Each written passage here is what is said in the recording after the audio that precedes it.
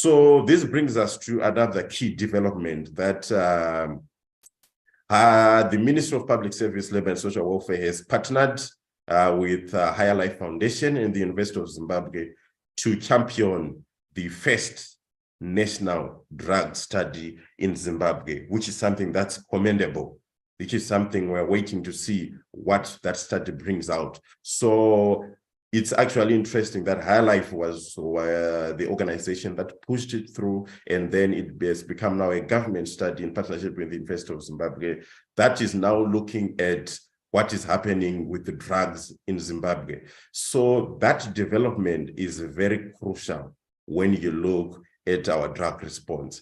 This is now the first comprehensive national study that seeks to provide a clear picture of what exactly is happening. What are the dynamics and imperatives around drug use in Zimbabwe? So the results of that study will enable us to then look at how effective are our laws, how effective are our policies, how effective even are the services that are being provided in various isolated pockets. For example, we have got our rehabilitation units, private and public, that are there. Are these being utilized and within our schools? Is the drug message getting through? And is it, something that is comprehensive and clear for our pupils and our students and our communities to learn what is happening around drugs and to be able to better prepare them? So this is a very critical study, which we really applaud High Life Foundation for being one of the critical champions.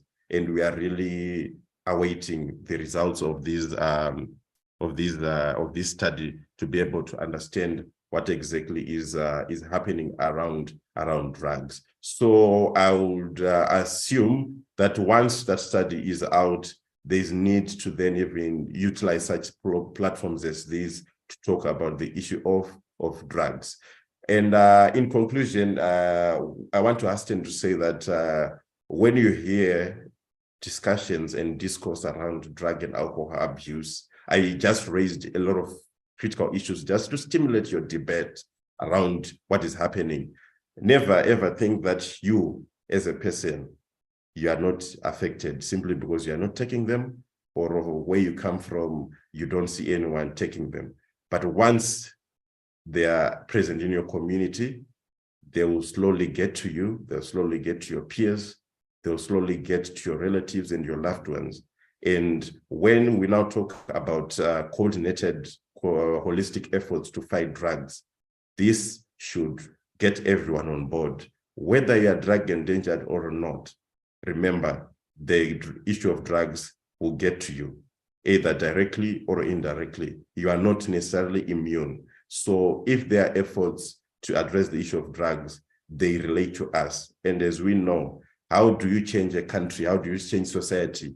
You as a person change things that are happening around you, and that ignites a chain reaction into the whole country. And let me conclude and end my talk here for the sake of time, and also to leave time for other issues. But what I intended to do is to just stimulate your imagination, your thoughts, to trigger into what exactly is the issue of drugs. Why do we have to be concerned about drugs?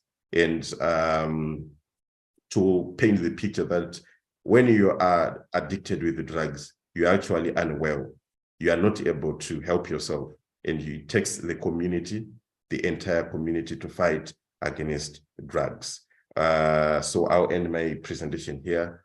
As promised, I will put something together that I will then share with your leadership that you can use in your own time to look at the presentation, and also to look at some of the key policies that we have and what they get to say.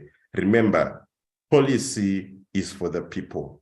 If there's a policy document somewhere, it belongs to you. It's not for government to implement. It's for you to know what is there and how you contribute to that policy framework. I thank you.